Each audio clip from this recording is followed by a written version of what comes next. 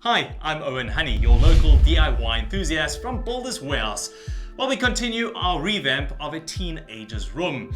Now, to make this room look even better, what we need to do is have a look at these built-in cupboards. To replace these will cost you a fortune, and in many of our older houses, this is the type of cupboard doors you're left with. So let's make use of it by giving it a fresh lick of paint and maybe even putting a decorative molding on the door to make it look exquisite. So what we're going to do is sand this down. We're going to paint it with enamel paint and then put that decorative molding on it, and you'll be surprised what you'll be finished with. So stay with me, I'll take you through the whole process.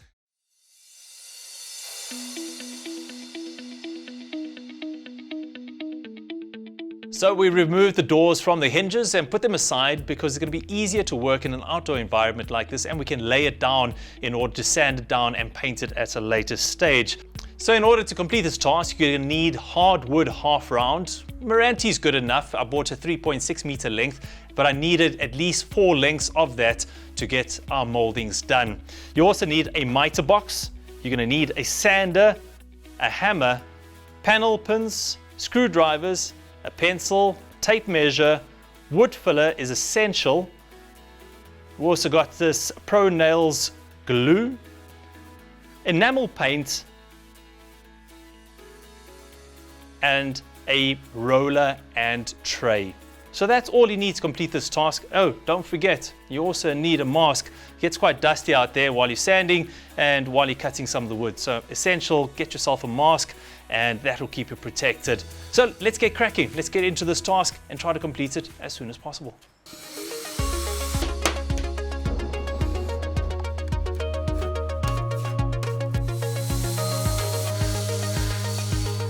So in order to make the moldings for your cupboard doors, I've got mine marked out at about 30 centimeters a piece because the cupboard doors are 50 by 50. So I want about 10 on either side, and that will be fair enough.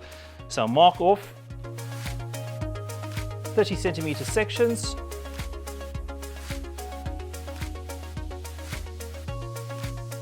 And then I'll cut it in my miter box. Let me show you how. So put the piece that you're going to cut exactly on the 45-degree marker. And now we just cut off the excess.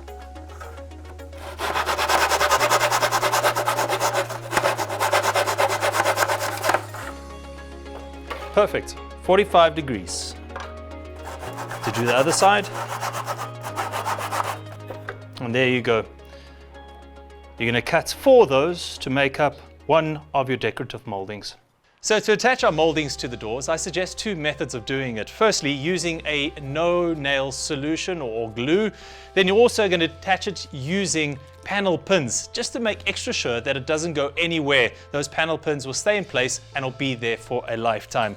So all you need to do now is mark out to make sure that the door is center of all of the cupboards.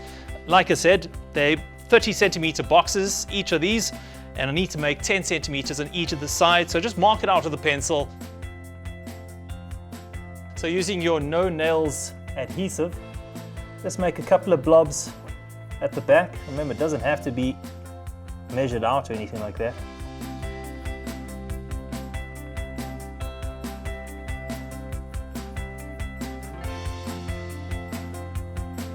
And to be extra sure, like I said, put in those panel pins.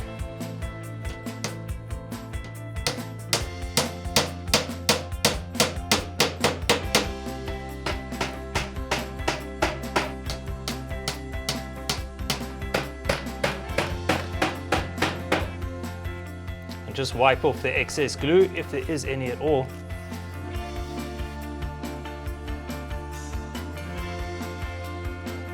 And the last thing you need to do is, using your wood filler, just fill up the joints.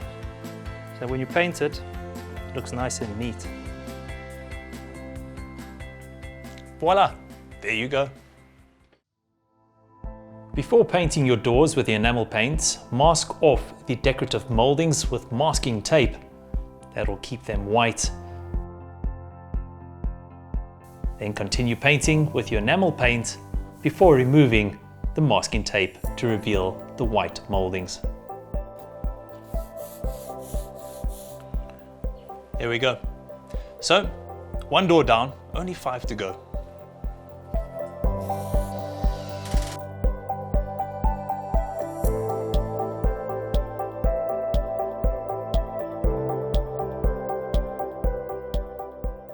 cupboards look fantastic. The molding really stands out and the color matches the rest of this room, and they look brand new once again. We've given an old piece of furniture a new lease of life.